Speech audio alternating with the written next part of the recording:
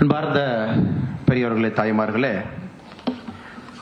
ஒரு அற்புதமான மனிதருடைய சுயசரிதை அந்த புத்தகத்தினுடைய வெளியீட்டு விழாவிலே நாம் எல்லோரும் கூட ஆண்டவனுடைய சாட்சியாக அமர்ந்திருக்கின்றோம். இந்த மேடையை பார்க்கும் பொழுது கடந்த காலமும் நடக்கின்ற காலமும் நடக்கப் போகின்ற காலத்தில் இருக்கக்கூடிய கதாநாயகர்கள் யாரெல்லாம் இருந்தார்களோ இருக்கப் போகின்றார்களோ எல்லோரும் அமர்ந்திருக்கின்றார்கள். எப்பொழுதுமே சொல்லுவார்கள், சரித்திரத்தை ஒரு குறுகிய பார்வையிலே நாம் பார்க்கும் பொழுது சில விஷயங்களை பார்த்து நமக்கு பரிதாபம் வரும். ஏது நடக்கல, ஏது நடந்து கொண்டிருக்கிறது, மக்களுக்கு வேறு மாற்று இல்லையா என்று. இதே சரித்திரத்தை ஒரு அகாலமான பார்வையில், விசாலமான பார்வையில் பார்க்கும் பொழுது நடப்பது எல்லாம் நல்லதற்கே நடந்திருக்கிறது என்கின்ற புரிதல் நமக்கு கிடைக்கும். உலகத்தினுடைய பார்வையை பார்க்கும் பொழுது இன்னைக்கு நம்முடைய சுப்பு ஐயா அவர்களுடைய மிக முக்கியமான புத்தகம் 3 பகுதியாக வெளியிட்டிருக்கக்கூடிய புத்தகம் 12 ஆண்டுகளுக்கு முன்பு திராவிட மாயை ஒரு பார்வை. இன்னைக்கு கிட்டத்தட்ட தேசிய இயக்கங்கள் இருக்கக்கூடிய எல்லோரும் படித்திருக்கக்கூடிய ஒரு புத்தகம். மிக அற்புதமாக அந்த புத்தகத்தை எந்த வரி எடுத்து எப்படி திருப்பி நீங்க ஓபன் பண்ணி எந்த இடத்துல படித்தாலும் கூட மிக முக்கியமான பல விஷயங்களை நமக்கு பகிர்ந்திருப்பார்கள். ஆதாரபூர்வமாக அதை நமக்கு கொடுத்திருப்பார்கள். அது ஒரு பேசுகின்ற இடத்துல அல்லது ஒரு அரசியல் கட்சி வளர்க்கக்கூடிய நேரத்தில் எல்லா விதத்திலும் கூட அந்த புத்தகம் நமக்கு பயன்பட்டு இருக்கும். இதுல மிக முக்கியம் இங்க இருக்கக்கூடிய எல்லா நம்முடைய அன்பு சகோதரர் எல்லோரும் கூட இருக்கிறீங்க. நம்முடைய சுப்பு ஐயாவுடைய விசாலமான பார்வை என்பது இந்த திராவிட அரசியலை தாண்டி ஒரு மாற்று மிகுந்த ஒரு அரசியல் வர வேண்டும் என்பதற்கு ஒரு புள்ளியாக இந்த திராவிட மாய புத்தகத்தை எழுதியிருக்கிறாங்க. நம்ம எல்லோருக்கும் பெரும்பாலும் சுப்பு அவர்கள் என்று சொன்னால் அந்த புத்தகத்தை வச்சுதான் நமக்கு அவங்களுக்கு தெரியும். அதை பார்க்கும் பொழுது ஏதோ பயங்கரமான ஒரு திராவிட அரசியல் எதிர்ப்பாளராக இருப்பார் போல, ஒரு பயங்கரமான ஆக்ரோஷமான ஒரு பேச்சாளராக இருப்பார் போல. அந்த புத்தகத்தை எல்லாம் படிக்கும் பொழுது ஒரு பெரிய ஒரு கதையாசிரியர், நூலாசிரியராக இருப்பார் போல நமக்கு ஒரு மாயை இருக்கும். ஆனா அவருடைய சுயசரிதை புத்தகம், சில பயணங்கள், சில பதிவுகள், அந்த புத்தகத்தை எடுத்து படிக்கும் பொழுது அதற்கு நேர் வித்தியாசமாக ஒரு மனிதர் இதில் எனக்கு தென்பட்டிருந்தார். நான் சுப்பு அவர்களை கடந்த ஒரு 4 ஆண்டுகளாக மட்டும்தான் எனக்கு தெரியும். 4 ஆண்டுகளாக மிக நெருக்கமாக பார்த்து கொண்டிருக்கின்றேன். அவரை பற்றி இதற்கு முன்பு அவர் எப்படி வாழ்ந்திருந்தார், 1980, 90, 2000 எப்படி இருப்பார் அப்படிங்கிற என்னுடைய யூகம் பார்த்தீங்கன்னா ஒரு ஆக்ரோஷமான மனிதராக வாழ்ந்திருப்பார் அப்படிங்கிறது தான் என்னுடைய யூகமாக இருந்தது. ஆனா இந்த புத்தகத்தை படிக்கின்ற அந்த வாய்ப்புல அவரை பற்றி நான் தெரிந்து கொண்டிருக்கக்கூடிய அந்த நேற்றைய சாயந்தரத்திலிருந்து அந்த பயணத்துல ஒரு மென்மையான ஒரு மனிதர், எளிமையான ஒரு மனிதர், நேர்மையான ஒரு மனிதர், எல்லாவற்றையும் தாண்டி நாம் எப்பொழுதுமே சொல்லுவோம், when you are honest you inevitably have to pay a price அப்படின்னு சொல்லுவோம். the price one pays for their honesty. அதற்கு நம்முடைய சுப்பு அவர்கள் கொடுத்திருக்கக்கூடிய விலை, நேர்மையாக இருந்த ஒரு வாழ்க்கை, நேர்மையாக இருந்த ஒரு மனிதராக அவர் கொடுத்திருக்கக்கூடிய விலை எல்லாமே இந்த புத்தகத்துல நம்மால் பார்க்க முடியும்.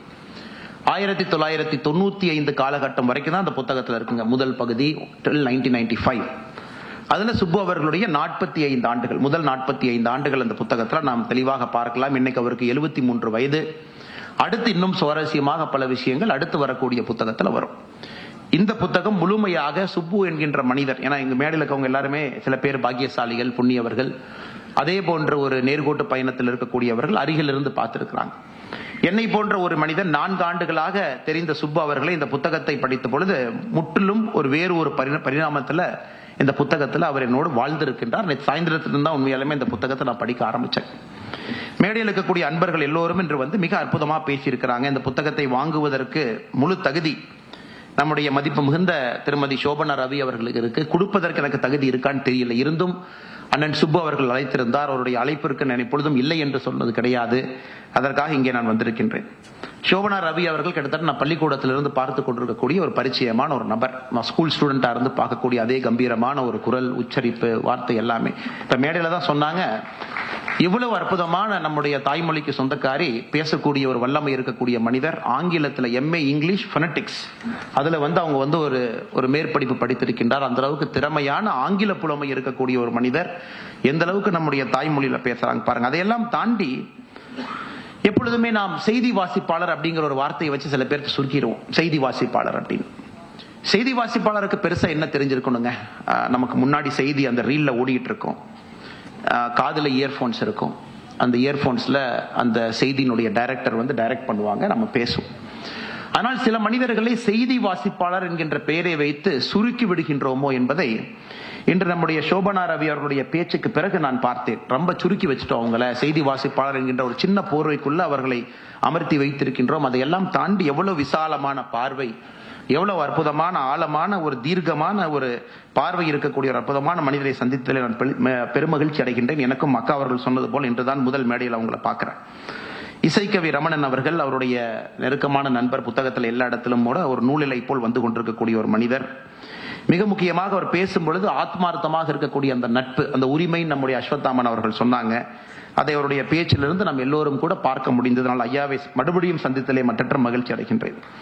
அண்ணன் கோலாகலா ஸ்ரீனிவாஸ் அவர்கள் இன்று அவர் பேசக்கூடிய பேச்சை பார்த்தாங்கன்னா எல்லோருக்குமே தெரியும், இது நாம் தினமும் பார்க்கக்கூடிய ஸ்ரீனிவாஸ் அவர்கள் அல்ல. எப்பொழுதுமே ஜியோ பாலிடிக்ஸ், ஸ்ரீலங்கா, மலேசியா, குறிப்பா இந்தியாவுடைய அண்டை நாடுகள், பக்கத்து நாடுகள், இதை பற்றி மிக ஆழமாக பேசக்கூடிய ஒரு மனிதர், அரசியலை ஆழமாக அணுகக்கூடிய ஒரு மனிதர். இன்றைக்கு முழுவதுமாக 100% கவிதைக்குள்ள வந்து குளித்து வெளியே வந்திருக்கின்றார். அப்படிப்பட்ட அற்புதமான கோலாகல ஸ்ரீனிவாஸ் ஐயாவை பார்த்ததிலே மற்றற்ற மகிழ்ச்சி அடைகின்றேன். இந்த அளவுக்கு அவருக்கு இருக்கக்கூடிய ஞானம், எத்தனை பன்முகத்தன்மை அவருக்கு இருக்கணும். ஐயா பாக்கி அவர்கள் ரொம்ப ஒரு முக்கியமான ஒரு மனிதர், மிக தீர்க்கமான ஒரு பார்வையில எப்பொழுதுமே அரசியல் மேடையில பேசக்கூடிய ஒரு மனிதர், எப்பொழுதுமே தான் சார்ந்திருக்கக்கூடிய கொள்கையாக இருக்கட்டும், நேர்மையாக இருக்கட்டும், எப்பொழுதும் விட்டுக் கொடுக்காத ஒரு மனிதர். அவருடைய பேச்சையும் என்று பார்த்ததிலே மகிழ்ச்சி அடைகின்றேன், சந்தோஷப்படுகின்றேன். என்னுடைய அன்பிற்கினிய சகோதரர் அஸ்வத்தாமன் அவர்கள், சுப்பையா சரியாக சொல்லியிருக்கிறாங்க 9 நிமிஷம் பேசணும். அது அஸ்வத்தாமன் அவர்கள் 9 முறை 9 நிமிஷங்கிறது தப்பா புரிஞ்சுக்கிட்டாங்க. அதனால் அவர் அந்த 9 நிமிஷத்தை வந்து 9 முறை இழுத்து பேசிவிட்டு அமர்ந்திருக்கின்றார். அதில் 2 பரிமாணத்தை நம்ம பார்த்தோம். எந்த அளவுக்கு அஸ்வத்தாமன் அவர்கள் அடுத்து இன்னும் ஒரு 20 ஆண்டுகள் தமிழகத்தில், இந்திய அளவில் ஒரு மிகப்பெரிய ஒரு தலைவராக வருவார் என்பது அவருடைய பேச்சில் நமக்கு தெரிஞ்சது. 2வது, ஒரு தேர்ந்த அரசியல்வாதியாக மாறிக்கொண்டிருக்கின்றார் என்பதும் அவருடைய பேச்சு. அந்த 9 நிமிஷம் 9 முறை பேசுவது ஒரு தேர்ந்த அரசியல்வாதி. அந்த பேச்சில் வெளிப்பட்டது எல்லாம் ஒரு நல்ல ஒரு மனிதருக்கான கூறுபாடுகள் எல்லாமே அதில் இருந்துச்சு. அதுவும் எனக்கு ஒரு பெரிய மகிழ்ச்சி. அருமை சகோதரர் ராஜவேல் நாகராஜன் அவர்கள் சமீபத்தில் நம்முடைய தேசியவாதிகள் கடந்த ஒரு 2 ஆண்டுகளாக ரொம்ப நெருக்கமாக பார்க்கக்கூடிய, பேசக்கூடிய, அவருடைய பேச்சை கேட்கக்கூடிய அந்த வட்டாரத்தில் வந்து உலாவை கொண்டிருக்கின்றார். ராஜவேல் நாகராஜன் அவருடைய பேசும் தமிழா பேசு மிக முக்கியமான பல விஷயங்கள் நம்ம முன்னாடி வைக்குது. ஆனா உண்மையை சொல்ல வேண்டும் என்றால் ராஜவேல் நாகராஜன் அவருக்கு இருக்கக்கூடிய திறமை ஒரு தனித்திறமை, யாருக்கும் இல்லாத நிறைய திறமைகள் அவருக்குள்ள ஒளிஞ்சிருக்கு. காரணம், இன்னும் அது முழுமையாக வெளிப்படவில்லை என்பது என்னுடைய கருத்து. நிறைய உள்ள வச்சிருக்காருங்க, நிறைய பாதைகள் மாறி பயணிச்சிருக்கிறாங்க. தேசியத்தின் பக்கம் இருக்க வேண்டும் என்று தீர்க்கமாக முடிவெடுத்து இந்த பக்கம் வந்திருக்கிறாங்க. எனக்கு ராஜவேல் நாகராஜன் அவர்களே ஒரு இன்டெலெக்சுவலாக, ஒரு தமிழகத்தினுடைய அரசியல் வரலாற்றில் அவருக்கென்று ஒரு தனி இடத்தில் இருக்க வேண்டும், எந்த ஒரு கட்சியும் சார்ந்து இருக்கக்கூடாது என்கின்ற பார்வை எப்பொழுதுமே ராஜவேல் நாகராஜன் அவர் மீது தொடர்ந்து நான் வைத்திருக்கக்கூடிய பாதை. நிறைய முறை தொலைபேசியில் என்கிட்ட பேசும்பொழுது அவரை டிஸ்கரேஜ் பண்ணிக்கிட்டே இருப்பேன். இல்ல, இதுதான் இந்த பாதையில தான் நீங்க போகணும். காரணம், ideas change the world. It is, இந்த உலகத்தை நம்ம உன்னிப்பா பார்க்கும் பொழுது it is ideas that change society. அந்த ஐடியாஸ் உள்ள வந்துங்க, அது ஒரு த்ரெட்டா வந்து, அது ஒரு மூமெண்டா பில்ட் ஆகி, அது ஒரு சோஷியல் ரிஃபார்ம் மூமெண்டா அது மாறி உருமாறி அதன் பிறகு சமுதாயத்துல மாற்றம் வரும். அந்த ஐடியா கொடுக்கிறவங்க ஒரு சிறிய அரசியல் என்கின்ற ஒரு வட்டத்துக்குள்ள அடைபடக்கூடாது என்கின்ற என்னுடைய எண்ணம். அது தொடர்ந்து அருமை சகோதரர் ராஜவேல் நாகராஜன் அவர்களுக்கு சொல்லிக் கொண்டிருக்கின்றேன். ஒரு பெரிய ஆளுமை மிக்க மனிதராக வருகின்ற காலத்துல தமிழக அரசியல், இந்திய அரசியல் வலம் வருவார் என்பதில் எந்த ஒரு மாற்று கருத்தும் எனக்கு இல்லை.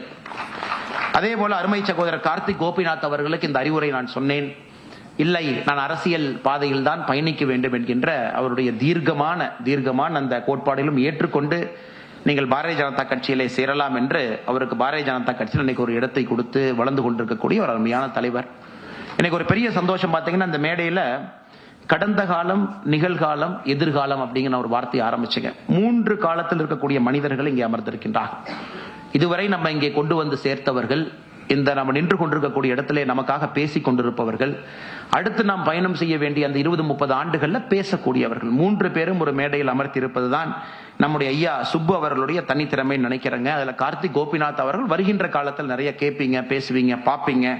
அந்த அளவுக்கு நிறைய அவருடைய பேச்சுக்களால் நிறைய தொந்தரவு செய்யப்பட்டவர். நான் எப்பொழுதுமே என்ன சொல்லுவாங்க, the price one pays for their honesty. Subbu அவர்கள் புத்தகத்தை படிக்கும்போது ரொம்ப சுவாரஸ்யமா இருக்கு. எல்லா இடத்துலயும் பாத்தீங்கன்னா ஏகப்பட்ட வேலைகள் மாறி இருக்காரு, ஏகப்பட்ட எல்லா வேலையும் செஞ்சிருக்காரு.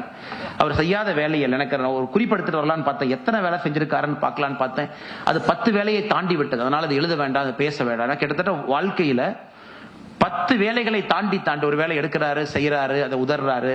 காரணம், இவர்களுக்கும் அங்க இருக்கவங்களுக்கும் ஒரு மனக்கசப்பு, இவருடைய நேர்மைக்கும் அங்க இருக்கக்கூடிய சூழலுக்கும் ஒரு சின்ன ஒரு சண்டை. அதனால் விட்டு திரும்ப அடுத்த வேலைக்கு போறாங்க. அந்த அவர் எடுத்திருக்கக்கூடிய வேலையெல்லாம் பாத்தீங்கன்னா எல்லாத்தையும் செஞ்சிருக்காரு, செய்யாத எதுவுமே இல்லைங்க, எல்லாத்தையும் செஞ்சிருக்காரு. ஒரு சினிமா தயாரிப்பாளரோடு இருந்து பணப்பெட்டி எண்ணியிருக்காரு. அப்புறம் ஒரு தனியார் கல்லூரி, இன்ஜினியரிங் கல்லூரியிலிருந்து கேபிடேஷன் ஃபீ வசூல் பண்ற வேலையை எடுத்து பணத்தை கரெக்டா எண்ணி பெட்டி பெட்டியா சேர்த்து கொடுத்திருக்கிறாரு. அதன் பிறகு ஒரு காஃபி கம்பெனியில மேனேஜரா சைக்கிள் எடுத்துட்டு காலையில இருந்து மத்தியானம் வரைக்கும் போய் எல்லா பக்கம் காஃபி எல்லாம் வித்து அந்த வேலையை செஞ்சிருக்காரு. செய்யாத வேலையே இல்லைங்க, எல்லா இடத்திலும் வேலை செய்திருக்கின்றார்.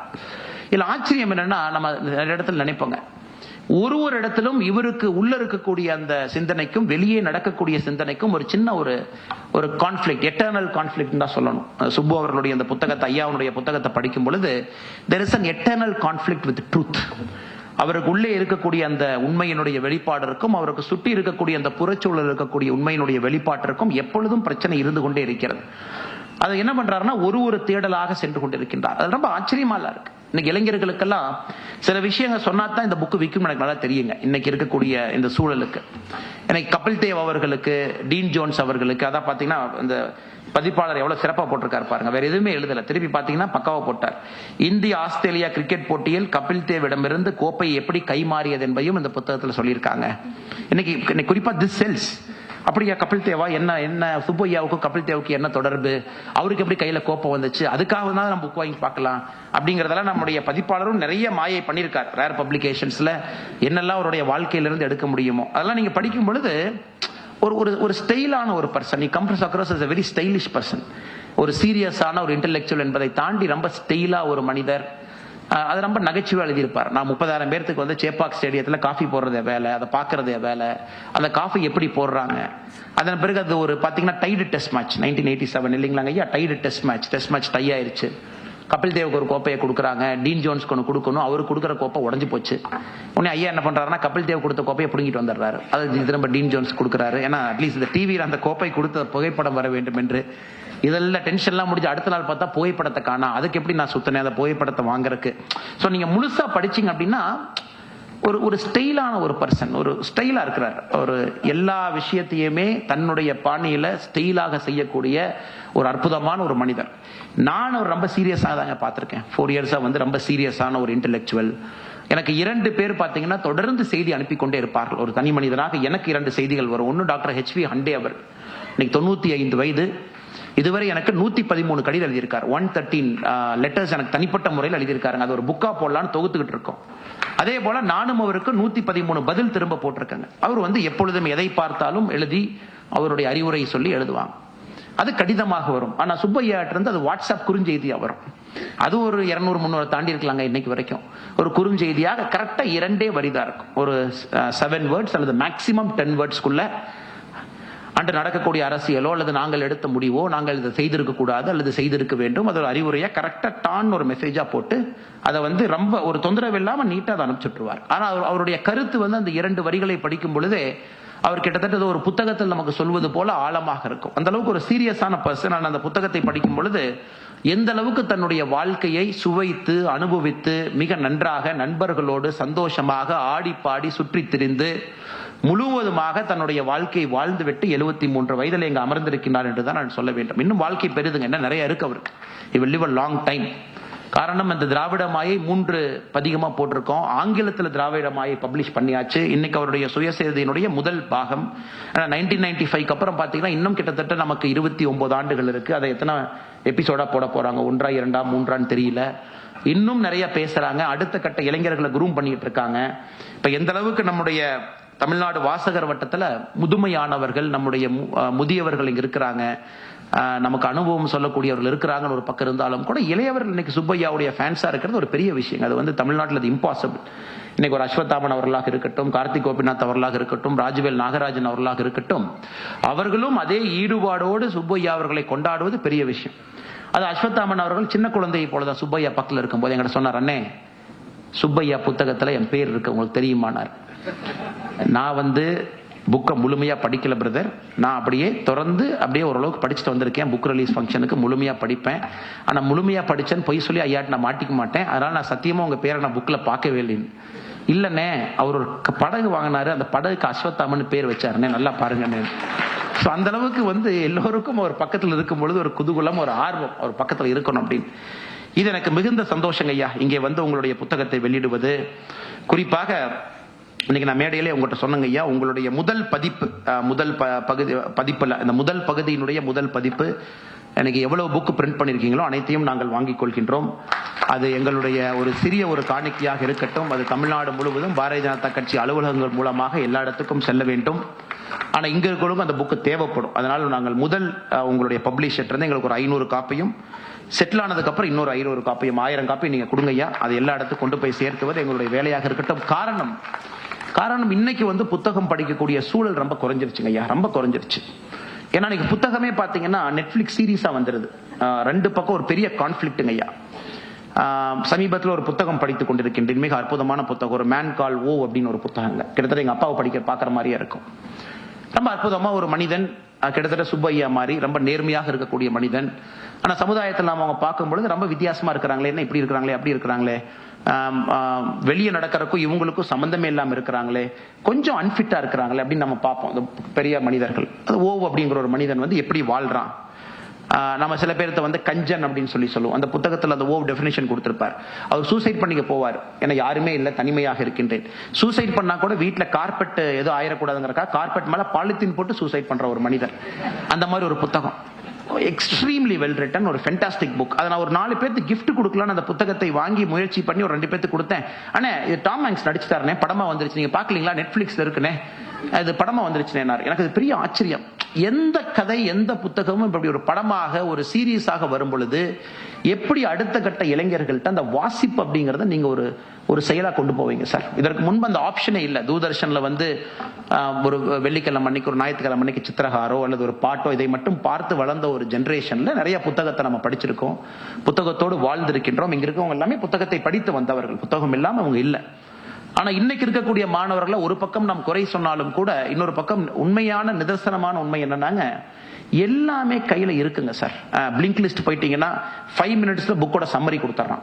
நானே பாதி புத்தகத்தினுடைய சம்மரி 5 மினிட்ஸ், 7 மினிட்ஸ், 10 மினிட்ஸ் நீங்க டைம் கொடுத்தா எவ்வளவு பெரிய புக்கா இருந்தாலும் சம்மரி. நியூயார்க் டைம்ஸ் நேத்து பாத்தீங்கன்னா ஒரு அருமையான வேலை செஞ்சிருக்காங்க. 21ஆம் நூற்றாண்டினுடைய பெஸ்ட் 100 புக்ஸ். அதை கடந்த 5 நாட்களாக நியூயார்க் டைம்ஸ் 10 புக்கா, 20 புக்கா, 5 நாள்ல 100 புக் ரிலீஸ் பண்ணிட்டாங்க. அந்த 100 புக்கு பிளிங்க் லிஸ்ட்ல சம்மரி இருக்கு.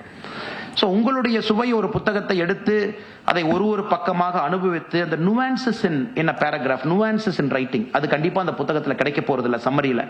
அதை படித்து வளர்ந்த ஜெனரேஷன் நீங்க. ஆனா இன்னைக்கு இருக்கக்கூடிய ஜெனரேஷனுக்கு இது வேறு விதத்திலே கொடுக்கப்பட வேண்டியது இருக்கு.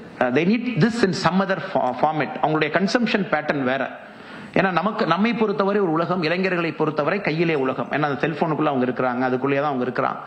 அதை எப்படி உடைத்து சுப்பையாவுடைய கருத்தை எங்கே கொண்டு செல்ல வேண்டும் என்கின்ற ஒரு பெரிய வேலை தான் இங்க இருக்கக்கூடிய இளைஞர்கள், ராஜவேல் நாகராஜன் அவர்களாக இருக்கட்டும், கார்த்திக் கோபிநாத் அவர்களாக இருக்கட்டும், நம்முடைய அஸ்வத்தாமன் அவர்களாக இருக்கட்டும், இது உங்களுடைய பெரிய பணி. இன்னைக்கு எப்படி சுப்பையாவுடைய அந்த திராவிட மாயை புத்தகம், இல்ல நீங்க அதை ஸ்டூடெண்ட் எடிஷனா கொண்டு வர்றீங்க, நான் பிஜேபியை முன்னாடி இருந்து 10,000 காப்பி கொண்டு வாங்கி நாங்க கொடுக்குறோம், எல்லா அஷூரன்ஸ் உங்களுக்கு இன்னைக்கு கொடுக்குறோம். பட் படிக்க எப்படி வைக்கிறது, எப்படி அவங்க உட்கார்ந்து அதை ஒரு புத்தகத்தை முழுமையாக ஒரு ஈடுபாட்டோடு அவர்கள் படிக்க வைப்பது தான் இன்னைக்கு நீங்க அந்த ப்ராப்ளத்தை சால்வ் பண்ணணும். This is a big problem. இன்னைக்கு நமக்கு இதை நாம சரி செய்ய வேண்டிய கட்டாயம் நமக்கு இருக்கு. அதையெல்லாம் தாண்டி இன்னைக்கு நீங்க இந்த டாக்குமெண்ட்ரி எடுத்தீங்கன்னா கூட அது எந்த அளவுக்கு அதை கொண்டு செல்ல முடியும், எந்த அளவுக்கு மக்களை பார்க்க வைக்க முடியும். ஏன்னா உங்களுக்கு தெரியும், இன்னைக்கு ஒரு படம் எடுக்கிறாங்கன்னா படம் 100 கோடி என்றால் மார்க்கெட்டிங் பட்ஜெட் பாத்தீங்கன்னா 50 கோடி. 50% of production cost is marketing cost. இன்னைக்கு அப்படி இருக்கு. சோ யாரையும் எளிதாக எதையும் பார்க்க வைக்க முடியாது. அது ஒரு பெரிய பிரச்சனைங்க. நீங்க ஓபன் பண்ணா நெட்ஃபிளிக்ஸ்ல 10 ஆப்ஷன் கொடுக்குறா, 30 ஆப்ஷன் கொடுக்குறா, எதை பாக்குறதுனே 45 நிமிஷம் ஆயிருது. அதுக்குள்ள படம் முடிகிற நேரம் வந்துருது. அதை விட்டுட்டு அமேசான் பிரைமுக்கு போயிடும், அதுலயும் 45 நிமிஷம் இதே பிரச்சனை. கடைசியில் இது வேண்டாம் அது வேண்டாம் சும்மா உட்காரக்கூடிய ஜெனரேஷனுக்கு இப்ப நம்ம வர ஆரம்பிச்சிட்டோம். அதனால் இங்க இருக்கக்கூடிய நீங்க 3 பேரும் இதை கொஞ்சம் ஆழமான ஒரு சிந்தனையாக எடுத்து இந்த ப்ராப்ளத்தை சால்வ் பண்ணி சுப்பையாவுடைய இந்த முக்கியமான அந்த பதிவுகள் எல்லாத்தையும் கொண்டு போய் வைக்க வேண்டியது நம்முடைய பொறுப்பு. இருந்தும் 1000 புத்தகத்தை எங்களுடைய சமூக பொறுப்பாக இதை எடுத்து சென்று பாரதிய ஜனதா கட்சியினுடைய அலுவலகம் மூலமாக அங்க இருக்கக்கூடிய மக்களுக்கு, அந்த ஊரினுடைய முக்கியஸ்தர்களுக்கு நாங்க பரிசா கொடுக்க ஆரம்பிக்கிறோம். இந்த இம்பார்ட்டன்ட் பீப்புள் என்ன வில்லேஜாக இருக்கட்டும், டவுனா இருக்கட்டும். இரண்டாவது, சுப்பையாவை பொறுத்தவரை the price one pays for their honesty. அதில் எனக்கு ரொம்ப பிடிச்ச ஒரு வாக்கியத்தை உங்கள்கிட்ட சொல்லணும்னு நினைக்கிறேங்க. ஏன்னா இந்த மனிதனை முழுமையாக ஒரு ஃபுல் டைமென்ஷனோட நம்ம புரிஞ்சுக்கணும். ஒரு 360 டிகிரி பார்வை சுப்பையா மேல இருக்கணும். அப்படின்னா ஒரு தனியார் இன்ஜினியரிங் காலேஜில் பணிபுரியுறாங்க, அந்த கேபிட்டேஷன் ஃபீ வர்றது எல்லாம் வாங்கி வைக்க வேண்டிய பொறுப்பு இருக்கு. ஒரு போலீஸ் ஆஃபீஸர் வர்றாரு, அந்த மாதிரி என்னுடைய பையனுக்கு குழந்தைக்கு ஒரு சீட் வேணும் அப்படின்னு. என்னால் டொனேஷன் கொடுக்க முடியாது, நான் ரொம்ப நேர்மையான ஒரு போலீஸ்காரருங்க, நான் யார்ட்டி பணமே வாங்கினதில்லை, நான் எப்படி டொனேஷன் கொடுப்பேன், எனக்காக நீங்க பெரிய மனசு பண்ணி கொடுங்க. ஆனா சுப்பையா அவர்கள் டெசிஷன் எடுக்கக்கூடிய இடத்துல அவர் இல்லை. அது அந்த புத்தகத்தை படிக்கும்போது அந்த பேரால பார்க்கும்போது is not a decision maker. இவருடைய வேலை என்பது அந்த சேர்மேனுக்கு வரக்கூடிய பணத்தை கலெக்ட் பண்ணி பக்காவா பொட்டணம் போட்டு கொடுத்துடணும். அதுக்கு இவரை கீப்பரா வச்சிருக்காங்க. Is a record keeper, is a conscious keeper. இவர் தப்பு பண்ண மாட்டார் அப்படிங்கிறக்கா. அடுத்த நாளும் வர்றாரு. உடனே சுப்பையா ஓகே நான் உனக்கு சீட்டு கொடுக்குறேன்னு சொல்லிட்டு சீட்டு கொடுத்தாச்சு. 40,000 ரூபாய் டொனேஷன் ஃபீஸ் வாங்கல, பிரச்சனை முடிஞ்சிருச்சு. ஒரு நேர்மையான அதிகாரிக்கு மதிப்பு கொடுத்தாச்சு. ஆனா அந்த சேர்மேன் அந்த வாரம் கணக்கு பார்க்கறாரு, எத்தனை சீட்டு போச்சு, எவ்வளவு பணம் வந்துச்சு. ஒரு சீட்டுக்கு 40,000 உள்ள வந்துருச்சான். ஆனா ஒரு 40,000 குறையுது. உடனே சுப்பையாட்ட கேட்கிறார், என்ன ஒரு 40,000 குறையுதுன்னு. அவர் சொல்றாரு, இல்லைங்க ஒரு நேர்மையான போலீஸ்காரன் வந்தாரு, அதனால நான் சீட்டு கொடுத்துட்டேன் அப்படின்னு. அதுக்கு அந்த சேர்மேன் சுப்பையாவை பார்த்து கேட்கிறாரு, அவருடைய நேர்மைக்கு நான் எதுக்கு ஒரு பிரைஸை பே பண்ணணும்? why should I pray for his honesty? why should I pay for his honesty? உடனே சுப்பையா, அந்த புத்தகத்துல எல்லா இடத்துலயும் வர்றதா இங்கேயும், அப்படியா, அப்படின்னா நான் வேலையை விட்டு போயிடுறேங்க ஐயா, நன்றி. எல்லாம் அடிக்கடி இது பயன்படுத்தக்கூடிய சுப்பையாவுடைய வாழ்க்கையில் இருக்கக்கூடிய ஒரு வார்த்தை அங்கேயும் வெளிப்படுகிறது. அங்கிருந்து வெளியே வந்துடுறாங்க. சோ இது போன்ற பல கட்டங்கள்ல பல சோதனை, இது எல்லோருக்கும் இங்க இருக்கக்கூடிய யாராச்சும் ஒருத்தர் உங்களுடைய வாழ்க்கையில் அது பொருந்ததுன்னா I think you have to accept it as a fact. உங்களுக்கும் இது நடக்கும், அடுத்து வருவர்களுக்கும் நடக்கும். ஏன்னா சுப்பையாவுக்கும் இது நடந்திருக்கு. நீங்க உங்களுடைய நேர்மைக்கு ஒரு விலை கொடுக்காம இருந்தீங்க அப்படின்னா அந்த நேர்மைக்கு மரியாதை இல்லை. அதனால் ஏற்று பழகி கொள்ளுங்கள் என்பது இந்த புத்தகத்திலிருந்து எனக்கு கிடைத்திருக்கக்கூடிய பாடம். மேபி படிக்கக்கூடிய எல்லோருக்கும் கிடைக்கக்கூடிய ஒரு பாடமா இருக்கும். அடுத்துங்க ஐயா, இன்னொன்னு, அந்த சமுதாய சிந்தனைகளுக்கு நேர் எதிராக செல்லக்கூடிய ஒரு விஷயம். இது ஒரு முக்கியமான விஷயம். இது உலகத்துல எல்லா இடத்துலயுமே நடந்திருக்கு. நாம இன்னைக்கு ஐயோ திராவிடம் இருக்கு, திராவிட அரசியல் இருக்கு, 70 வருஷம் ஆச்சு, இன்னும் முடியல, 2024 முடியல, 26 முடியல, 29 முடியுமா, 26 முடிஞ்சிருமா அப்படின்னு நிறைய தர்க்கங்கள், கேள்விகள் எல்லா இடத்துலயும் இருக்கு. நம்ம ஒரு விஷயத்தை புரிஞ்சுக்கணும். the world is flat அப்படிங்கிற ஒரு தியரி பாத்தீங்கன்னா கிட்டத்தட்ட 1000 ஆண்டுகளுக்கு மேல அப்படியே போயிட்டு இருந்துச்சு. இந்த எர்த், நம்முடைய பூமி பந்து தான் இந்த உலகத்தினுடைய மைய புள்ளி. இது ஒரு 1000-2000 வருஷம் ஓடிட்டு இருந்துச்சு. அப்ப எந்த அறிஞர்கள் எல்லாம் இல்ல earth is not the centre of the universe அப்படின்னு யாரெல்லாம் சொன்னாங்களோ அவங்களெல்லாம் என்ன சொன்னாங்கன்னா ஹெரிட்டிக், ஹியர்சே, இவங்க எல்லாம் நம்முடைய கிறிஸ்டியன் மதத்துக்கு எதிராக பிரச்சாரம் செய்யக்கூடியவர்கள் அப்படின்னு ஒரு பெரிய தூக்கு கொண்டு ஊரினுடைய மையப்புள்ளி. இன்னைக்கு நீங்க ரோம் போனீங்கன்னா ரோம்னுடைய மேக்சிமம் ஸ்கொயர் எல்லாமே அந்த காலத்துல, நான் சொல்றது 1500, 1600, 1700 உங்களை தூக்குல போடப்பட்டதற்காக கட்டப்பட்ட மெயின் ரோம் ஸ்கொயர் தான் இன்னைக்கு நிறைய இருக்குதுங்க.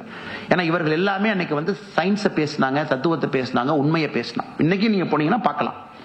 அதற்கு போப்புனுடைய ஆபீஸ்ல கண்காணிப்பதற்கு தனியா ஒரு குழுவே இருந்துச்சு. யாராச்சும் எர்த் இஸ் த சென்டர் அப்படின்னு தான் சொல்லணும். யாராவது earth is not the centre of the யூனிவர்ஸ்னு சொன்னாங்கன்னா அவங்களை தூக்கி தூக்குல போட்டுருவாங்க. ஸோ எப்பொழுதுமே நாம் புரிந்து கொள்ள வேண்டும், ஒரே நாளில் அந்த உலகம் மாறாது. It will take time. அது ஒரு மூமெண்டா மாறணும். somebody's thought should become ஒரு பெரிய ஒரு டிஸ்கஷன் பாயிண்ட், அது ஒரு நெரேட்டிவா மாறணும், அது ஒரு மூமெண்டா மாறணும். அதனால சில நேரங்கள்ல நமக்கு பொறுமை என்பது மிக மிக முக்கியமான ஒரு விஷயமாக நமக்கு தேவைப்படுகிறது. இன்னைக்கு சுப்பையா அவர்கள் எழுதி இருக்கிறாங்க, முக்கியமான வாதத்தை வைத்திருக்கின்றார்கள். எப்படி மகாகவி பாரதி அவர்களுடைய காலத்துல அவர் எவ்வளவு மரியாதை இருந்துச்சு, அவர் இறந்த பொழுது மகாகவி பாரதியார் அவர்களை தூக்கி சுமப்பதற்கு எத்தனை மனிதர்கள் வந்தார்கள். மகாகவி பாரதி அவர்கள் உயிரோடு இந்த கவிதைகள் எல்லாம் எழுதும் பொழுது எத்தனை மனிதர்கள் கொண்டாடினார், விரல் வெட்டி எண்ணிரலாம், கொஞ்சம் பேர் இருக்கலாம். ஆனா இன்னைக்கு நாம் கொண்டாடி கொண்டிருக்கின்றோம். காரணம், சில நேரம் அந்த மனிதர்களுடைய வாழ்க்கையினுடைய உண்மையான புரிதல் அவர்கள் இல்லாத பொழுது நமக்கு முழுமையாக கிடைக்கும். அதே போல சில விஷயங்களுடைய புரிதலும் கூட காலம் சென்ற பிறகு கிடைக்கும். அதனால இன்னைக்கு யாரெல்லாம் ஒரு மோசமான சித்தாந்தத்துல அரசியல் இயக்கமாக மாறி இருக்கு நீங்க நினைக்கிறீங்களோ, இதுவும் மாறும். காரணம், சரித்திரத்தை விசாலமான பார்வையிலே பார்க்கும் பொழுது சரித்திரம் எப்பொழுதும் தவறு செய்யவில்லை என்கின்ற பார்வை நமக்கு கிடைக்கும். இதே சரித்திரத்தை ஒரு குறுகிய கண்ணோட்டத்தில் பார்த்தீங்கன்னா ஏன் சரித்திரம் மாறவில்லை என்கின்ற கண்ணோட்டம் உங்களுக்கு கிடைக்கும். ஆனால் விசாலமான பார்வையில பார்க்கும் பொழுது, இப்ப இருந்து ஒரு 5 ஆண்டுகளோ 10 ஆண்டுகளோ கழித்து பார்க்கும் பொழுது, தமிழகத்தில் திராவிட அரசியல் என்கின்ற மாயை ஒளிந்து விட்டது என்றால் அதற்கு மிக முக்கிய காரணம் ஐயா சுப்பு அவர்கள் இருப்பார்கள். அதுக்கு அந்த கொளுத்தி போட்ட ஒரு திரி இன்னைக்கு நிறைய பேர்த்த பாத்தீங்கன்னா உருவாக்கி கொண்டே இருக்கின்றார்கள். மேடையில் சில தலைவர்கள் இருக்கிறாங்க, மேடைக்கு முன்புறத்தில் நிறைய தலைவர்கள் இருக்கிறாங்க. இது நிச்சயமாக நடந்தே தீரும், அதுல எந்த மாற்று கருத்தும் இல்லை. அன்னைக்கு சுப்பையாவுடைய பெருமை, அவருடைய சாதனைகள் எல்லாம் இன்னும் பெரிய அளவில் பேசப்படும். ஆனா அவருக்கு அது முக்கியம் கிடையாது. அதற்காக அவர் வாழவில்லை, அதற்காக அவர் எழுதவும் இல்லை. அடுத்து மூன்றாவது, ஹிஸ்டரி இஸ் அன்ஃபோல்டிங். இன்னைக்கு நம் கண் முன்னால் சரித்திரம் நிகழ்ந்து கொண்டிருக்கிறது. Every minute there is history being in front of us. இன்னைக்கு நாம் ஒரு அருமையான ஒரு சரித்திரத்தில் அமர்ந்திருக்கின்றோம். இந்த சரித்திரம் என்னன்னாங்க, we are reclaiming our country. நம்முடைய நாட்டை திரும்ப அதே ஒரு சூழலோடு, பழைய ஒரு சரித்திரத்தோடு, இந்த பாரதம் என்கின்ற அற்புதமான இந்த வாக்கியத்திற்கு சொந்தமான இந்த நாட்டை திரும்ப கொண்டு வருவதற்கான எல்லா முயற்சியும் எடுத்துக் கொண்டிருக்கின்றோம். அந்த சரித்திரத்திலே நாம் வாழ்ந்து கொண்டிருக்கின்றோம். டெக்ஸ்ட் புக்கில் இருந்து, நம்முடைய கல்ச்சரில் இருந்து, கலாச்சாரத்திலிருந்து 70 ஆண்டுகளாக இதை மாட்டியிருக்கக்கூடிய எல்லாத்தையும் உடைச்சு திரும்ப அதை கொண்டு வந்துட்டு இருக்கோம். அந்த ஹிஸ்டரியில நீங்களும் நாங்களும் இருக்கின்றோம் என்பதே ஒரு பெரிய சாதனை. அதை விட பெரிய சாதனை என்ன இருக்க முடியும்?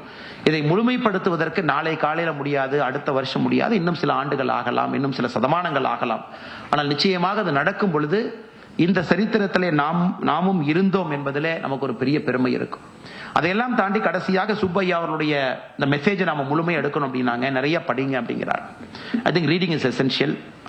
அதையெல்லாம் தாண்டி வாழ்க்கையை இன்னும் உன்னிப்பாக கவனியுங்கள் அப்படிங்கிறார். அதுவும் ரொம்ப முக்கியம். அவருடைய வாழ்க்கையை பாருங்க, எல்லாமே ரொம்ப உன்னிப்பா. எவ்வளவு அப்பா வந்து நைனான்னு சொல்றாங்க, சட்டையை பத்தி பேசுறாங்க. போடுவதற்கு 2 சட்டை ஒரு வேட்டி இருந்துச்சு, சென்னைக்கு வர்றாங்க. அந்த ஞாயிற்றுக்கிழமை மணிக்கு அந்த வேட்டியை துவைச்சு காய போட்டுட்டு அது வேட்டி காய்வதற்காக காத்திருக்கும் பொழுது தந்தை வந்து சொல்றாங்க, ஏன்பா இன்னொரு சட்டை வாங்கி கொடுக்கட்டுமான்னு. அன்னைக்கு தந்தையினுடைய கண்ணிலும் கண்ணீர், இவருடைய கண்ணிலும் கண்ணீர். சின்ன சின்ன நுணுக்கம். அதே போல அம்மாவுடைய இடுப்புல தான் அதிகமா போறாங்க. சுப்பையா குழந்தையாக இருக்கும் பொழுது கிராமத்தை பத்தி சொல்றாங்க. இந்த இடுப்புல இருந்து அந்த இடுப்பு, அந்த இடுப்புல இருந்து அந்த இடுப்பு. தாய்ப்பால் கூட இந்த தாய் மார்பில் இருந்து இன்னொரு தாயினுடைய மார்பில் இருந்து தாய்ப்பால். அதெல்லாம் பாத்தீங்கன்னா உன்னிப்பாக அதை கொண்டு வந்திருக்காருன்னா எந்த அளவுக்கு வாழ்க்கையை உன்னிப்பாக பார்க்கின்றார் என்பது நமக்கு தெரிகிறது. மூன்றாவது, வாழ்க்கையின் மீது ஒரு காதல். நம்ம நினைக்கிற மாதிரி வாழ்க்கை எப்போதுமே இருக்காது. சில நேரத்தில் துன்பங்கள், சில நேரத்தில் இன்பங்கள், சில நேரத்தில் நினைப்பதெல்லாம் நடக்கும், நினைப்பதெல்லாம் எதுவும் நடக்காது. சுப்பையாவுடைய வாழ்க்கையில எல்லாமே நடந்திருக்கு. குறிப்பாக எனக்கு கடந்த 1-2 வருடமாக எந்த அளவுக்கு கஷ்டப்படுறாரு அப்படின்னு நான் சுப்பையாவை பார்த்திருக்கேன். குறிப்பாக மருத்துவமனைக்கு அடிக்கடி செல்ல வேண்டி இருக்கிறது, மருத்துவர்களை பார்க்க வேண்டி இருக்கிறது. ஒரு பக்கம் மனதிலே தெம்பு குறையாம அப்படியே இருந்தாலும் கூட அந்த உடலிலே வலிமை அப்பப்ப குறைஞ்சி எட்டி பார்த்து சோதனை பண்ணது.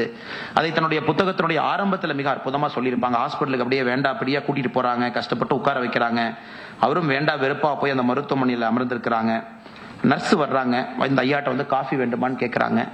நர்ஸ் கிட்ட கேட்கறாங்க, உன் பேர் என்னமான்னு கேட்கறாங்க. அபிராமி என்று சொன்னவுடன் மனம் குளிர்ந்து அவருடைய பழைய இதுக்கு போயிடுறாங்க. அதனால சுப்பையாவுடைய வாழ்க்கையும் அப்படித்தான். காரணம், is still paying a price. அவர் வாழ்க்கை எப்படி வேணாலும் வாழ்ந்திருக்கலாம், எப்போ வேணாலும் அட்ஜஸ்ட் பண்ணிருக்கலாம், எப்ப வேண்டுமானாலும் பறக்கக்கூடிய அந்த காக்கம், இந்த காகை வந்து இந்த காகம் என்ன பறக்குதோ இது வந்து ப்ளூ கலர்ல இருக்குன்னு எப்போ சொல்லியிருந்தாங்கன்னா அவருக்கும் இன்னைக்கு எத்தனையோ சன்மானமோ பொற்கிளிகளோ கொடுத்து மேடையில் அலங்காரம் செய்து பார்த்திருப்பார்கள். ஆனா அப்பொழுதும் சொன்னார்கள் பறக்கக்கூடிய காகம் கருப்பா தான் இருக்குன்னு சொல்றாரு. இன்னைக்கும் பறக்கக்கூடிய காகம் கருப்பா இருக்குன்னு சொல்றாரு. அதை நெஞ்சு நிமிர்த்தி சொல்லிக் கொண்டிருக்கின்றார்கள். கடந்த 2-3 வருடங்கள் தடுமாற்றமாக இருந்தாலும் கூட இன்னைக்கு மறுபடியும் இயல்பு நிலைக்கு வர்றாங்க. எகைன் அவருடைய ஸ்பீச் வந்து பாத்தீங்கன்னா பெர்ஃபெக்ட் ஆயிட்டு இருக்கு. அவருடைய உடம்பில் இருக்கக்கூடிய வலிமை திரும்ப வர ஆரம்பிச்சிருக்கு. முகத்திலே கிட்டத்தட்ட ஒரு 3 மாதம் கழித்து ஒரு நல்ல ஒரு அற்புதமான ஒரு முகத்தை இன்னைக்கு பார்க்கிறேன். ரொம்ப சந்தோஷமான ஒரு முகத்தை பார்க்கின்றேன். ஒரு மிகுந்த மகிழ்ச்சி. சுப்பையாவுடைய பயணத்துல நாங்கெல்லாம் ஒரு சிறு ஒரு கூழாங்கற்களை போல அங்கங்கே நாங்கள் இருக்கின்றோம். எப்பொழுதுமே எந்த நூலாக இருந்தாலும் கூட அதனுடைய கதாநாயகன் காலமாக மட்டும்தான் இருக்க முடியும். Time is always the hero of any book or any novel. Because time மட்டும்தான், அந்தந்த காலத்தில் நடக்கக்கூடிய விஷயங்களை மட்டும்தான் ஒரு புத்தகத்தில் சொல்ல முடியும். அதனால் சுப்பையாவுடைய காலத்துல நாங்களும் கூழான் கற்களாக உருண்டு கொண்டு அவரோடு பயணம் செய்திருக்கின்றோம் இந்த காலத்தில் என்று சொல்வதுதான் இங்க இருக்கக்கூடிய நம் எல்லோருக்கும் ஒரு பெரிய பெருமை என்று சொல்லி ஒரு பெரிய வாய்ப்பு கொடுத்திருக்கிறாங்க சுப்பையா அவர்கள். நன்றி தெரிவித்து நேரம் ஆரம்பிக்கும் போது சொன்னேன், ஐயா 2 நிமிஷத்துக்கு முன்னாடி ஆரம்பிக்கிறோம். அஸ்வத்தாமன் அவர்கள் பேசும்பொழுது கூட இங்கேயும் பார்த்து நோட் எழுதுறதுக்கு முயற்சி பண்ணாங்க, 9 நிமிஷம் நிறுத்தணும்னு. அஸ்வத்தாமன் அவர்கள் பேசும் பொழுது கூட நம்ம டைமுக்கு முன்னாடி தான் இருந்தோம். Still we were 2 minutes ahead. பாத்தீங்கன்னா ஒரு RSS டிசிப்ளின் அப்படின்னு சொல்லுவாங்க. இந்த RSS இயக்கத்துல எப்படி ஒரு நேரத்தை கணக்கு செய்வார்களோ அப்படிப்பட்ட ஒரு அற்புதமான ஒரு நேரத்துல இதுதாங்க ஐயா நாங்க உங்களுக்கு கொடுக்க வேண்டிய ஒரு பெரும் மதிப்பு. முறைப்படி நாங்க எல்லோருமே நேரத்திற்கு முன்பாகவே பேசி அமர்ந்திருக்கின்றோம். ஆனால் எங்களுடைய நேரத்தை நாங்கள் முழுமையாக பயன்படுத்தி இருந்தாலும் கூட உங்களுக்கு நாங்கள் கொடுத்திருக்கக்கூடிய மதிப்பு, நீங்க எப்படி வாழ்ந்திருக்கீங்களோ அதே போலதான் இந்த நிகழ்ச்சி நடந்து கொண்டிருக்கிறது. அதே நேரம், அதே டிசிப்ளின், அதே பெர்ஃபெக்ஷனோடு இந்த நிகழ்ச்சி நடந்து கொண்டிருக்கிறது. அதனால் ஆண்டவன் உங்களோடு எப்பவும் இருப்பாங்க, எப்பவும் பராசக்தி உங்களோடு இருக்கிறாங்க. இன்னும் நிறைய நீங்க எழுதுறதுக்கு பாக்கி இருக்குங்க ஐயா. அடுத்த பிரதியும் வர வேண்டும், வேகமாக வர வேண்டும். அதற்கு ஆண்டவன் உங்களோடு இருக்கட்டும், முழு வலிமை கொடுக்கட்டும். அந்த புத்தகம் ஒரு வெற்றி புத்தகமாக வரட்டும். குறிப்பாக இங்க இருக்கக்கூடிய எல்லோரும் இது படிக்க வேண்டிய ஒரு புத்தகம். நிச்சயமா நீங்க படிக்கணும், செய்வீர்கள் என்கிற முழு நம்பிக்கையோடு, இதனுடைய ஆர்கனைசர்ஸ் அவர்களுக்கும் நன்றி சொல்லவில்லை என்றால் என்னுடைய பணியை நான் சரியாக செய்யவில்லை என்கின்ற அர்த்தம். சிந்துஜாக்கா ஒரு ரெகுலர் பிரசன்ஸ். இப்ப சிந்துஜாக்கா சமீபத்தில் ராமர் கோவில் திறப்பு விழாவுக்கு பிறகு ஒரு அற்புதமான ஒரு பாடலை பாடி கொடுத்தாங்க. அது பிரதமர் அவருடைய கைக்கு சேரும்படி நாங்கள் சேர்த்திருக்கின்றோம். நிறைய விஷயங்களை பின்னாடி இருந்து செஞ்சுக்கிட்டே இருக்கிறாங்க. அதனால அக்கா அவர்களுக்கு எங்களுடைய நன்றியை தெரிவித்து, வரவேற்புரை கொடுத்திருக்கக்கூடிய ராதா தேவர் அக்கா இருக்கிறாங்க, அவர்களுக்கும் இந்த நேரத்தில் நன்றி தெரிவித்து, மீனாட்சி ஸ்ரீதர் அக்கா தொடர்ந்து இவங்களோட பயணம் செய்யக்கூடிய எங்களுடைய கட்சியில் ஒரு முக்கிய நிர்வாகி, தொடர்ந்து இவங்களோடவே சுப்பையாவோடவே இருக்கக்கூடிய ஒரு அற்புதமான ஒரு பெண்மணி, அவர்களுக்கும் இந்த நேரத்தில் நன்றி தெரிவித்து, ஆதாரம் ரிசர்ச் அண்ட் வெல்ஃபேர் ஃபவுண்டேஷன் அதன் சார்பாக வந்திருக்கக்கூடிய எல்லோருக்கும், குறிப்பாக அதனுடைய பப்ளிஷர் பதிப்பாசிரியர், அதே போல தமிழ்நாடு வாசகர் வட்டம் சார்பாக வந்திருக்கக்கூடிய எல்லோருக்கும் இந்த நேரத்தில் நன்றி தெரிவித்து, அது ஒரு வெற்றி நிகழ்வாக மட்டுமல்ல, வருகின்ற காலத்திலும் கூட பேசப்படும் நிகழ்வாக இது மாறட்டும் என்று எல்லாம் வல்ல பராசக்தியை வேண்டி என்னுடைய உரையை முடித்துக் கொள்கின்றேன். நன்றி, வணக்கம். பாரத் மாதா கி ஜெய்.